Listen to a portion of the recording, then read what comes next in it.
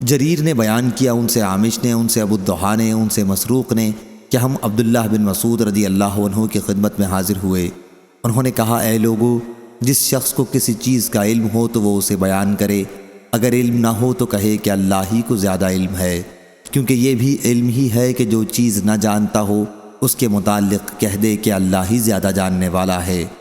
اللہ تعالیٰ نے اپنے نبی صلی اللہ علیہ وسلم سے بھی کہہ دیا تھا کہ آپ کہہ دیجئے کہ میں تم سے قرآن یا تبلیغ وحی پر کوئی اجرت نہیں چاہتا ہوں، اور نہ میں بناوٹ کرنے والا ہوں، اور میں دخان دھوئیں کے بارے میں بتاؤں گا جس کا ذکر قرآن میں آیا ہے۔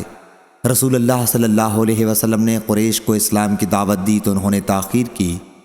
حضرت صلی اللہ علیہ وسلم نے ان کے حق میں بد دعا کی، اے اللہ، ان پر یوسف علیہ السلام کے زمانے کسی قحط سالی کے ذریعے میری مدد کر۔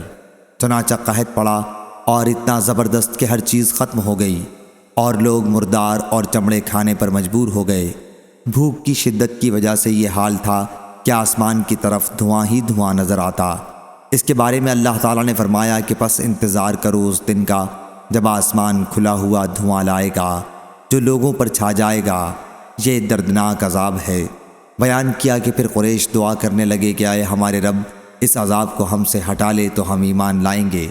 لیکن وہ نصیحت سننے والے کہاں، ان کے پاس تو رسول صاف معجزات و دلائل کے ساتھ آ چکا، اور وہ اس سے منہ موڑ چکے ہیں اور کہہ چکے ہیں کہ اسے تو سکھایا جا رہا ہے، یہ مجنون ہے۔ بے شک ہم تھوڑے دنوں کے لیے ان سے عذاب ہٹا لیں گے، یقیناً تم پھر کفر ہی کی طرف لوٹ جاؤ گے۔ کیا قیامت میں بھی عذاب ہٹایا جائے گا؟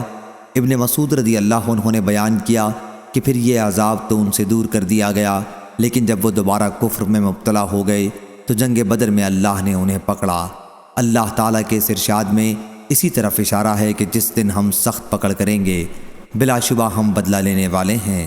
صحیح بخاری حدیث نمبر 4809۔